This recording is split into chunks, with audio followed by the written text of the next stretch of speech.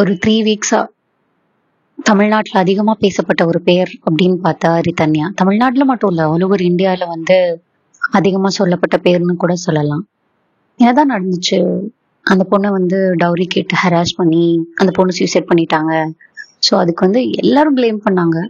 அவங்க அம்மா அப்பா வந்து கேட்டிருக்கணும், அந்த பொண்ணை வந்து கூப்பிட்டு போயிருக்கணும், ஏன் அந்த பொண்ணே வந்து போய் கம்ப்ளைண்ட் கொடுத்துருக்கணும் அப்படின்னு சொல்லிட்டு.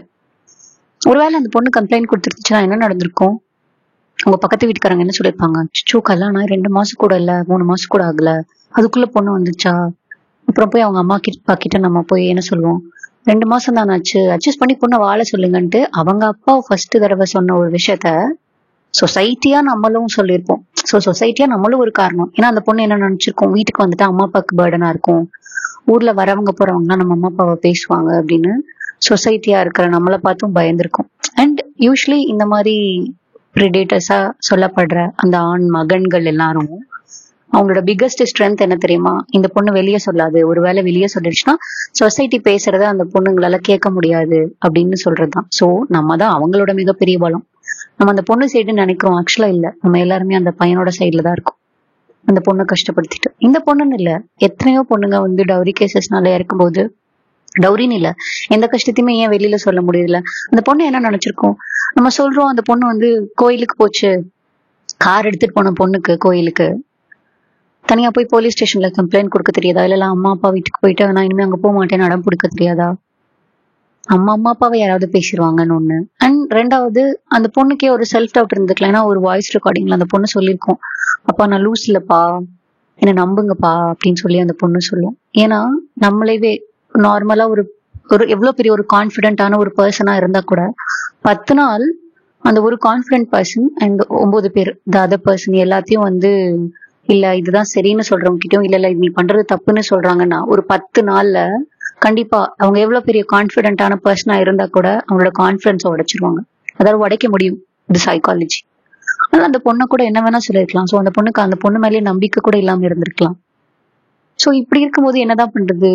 ஏன்னா டவுரி வாங்குறவங்களை நீங்க வாங்காதீங்கன்னு போய் சொன்னா அவங்க வந்து கேட்பாங்களா? எங்களோட இஷ்டம், எங்களோட சுயமரியாதை, எங்க கௌரவம்னு என்ன வேணா சொல்லலாம். ஆனா கொடுக்குற நம்ம, கேள்வி கேட்கிற இந்த சொசைட்டியா இருக்க நம்ம மாறலாம்ல?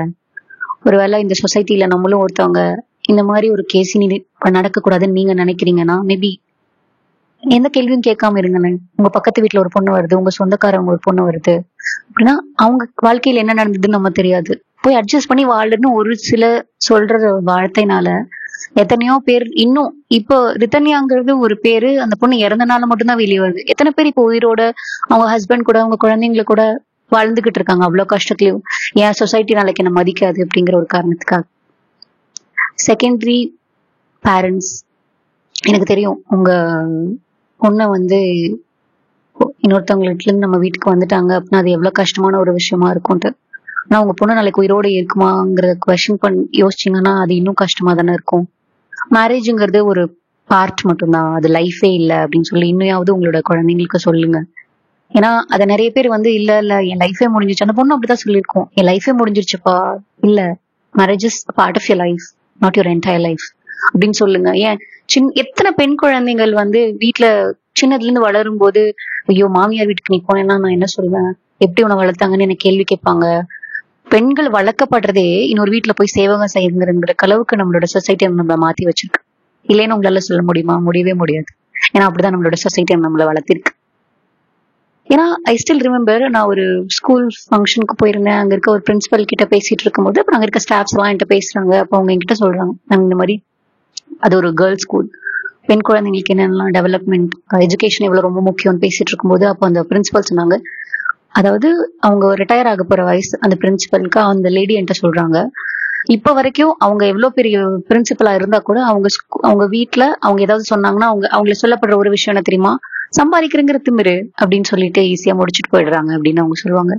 அப்புறம் அங்க இருக்க அத்தனை லேடி ஸ்டாஃப்ஸும் இதுக்கு ஆமோதிச்சாங்க. ஏன்னா ரொம்ப ஈஸியா ஒரு பொண்ணை வந்து குவெஸ்டின் பண்ணிடலாம், ரொம்ப இதா பண்ணிடலாம் அப்படின்னு சொல்லியிருக்கோம்.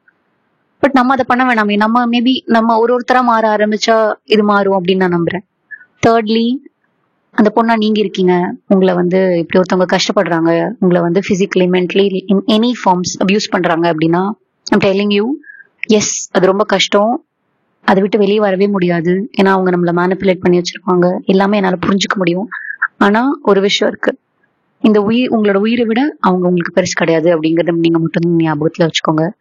நாளைக்கு போய் நான் என் அம்மா அப்பாவுக்கு பேர்டனா இருப்பேன்னா, நீங்க சம்பாரிங்க, உங்க கால்ல நில்லுங்க, உங்க அம்மா அப்பாவை நல்லா பாத்துக்கோங்க. பேசுறவங்க இன்னைக்கு இன்னைக்கு பேசுவாங்க, ஒரு வாரம் பேசுவாங்க, ஒரு 2 வாரம் பேசுவாங்க. ஏன் பேசிட்டுமே, அதுல நமக்கு ஏதாவது பிரச்சனை இருக்கா? நம்ம லைஃப நம்ம வாழ்ந்துட்டு போய்க்கலாம்ல. இப்படி ஒருத்தவங்க நம்மள ஒண்ணு சொல்லுவாங்கங்கிறதுக்காக பயந்து பயந்து வாழ்றதை விட, சரிதான் பாத்துக்கலாம் அப்படின்னு சொல்லி முடிவெடுக்கிறது ரொம்ப சரின்னு நான் நினைக்கிறேன். எனக்கு தெரியும் அதுல இருந்து இன்ஸ்டன்டா நம்மளால வெளியே வர முடியாது. பட் எஸ், இப்பயும் சொல்றேன், எவ்வளவு பிரச்சனைகள் நடந்தாலும் இப்பயும் போலீஸ் கம்ப்ளைண்ட் கோர்ட்டுன்னு போனா இந்த மாதிரி விஷயங்களுக்கு கண்டிப்பா உங்களுக்கான சப்போர்ட் கண்டிப்பா கிடைக்கும்.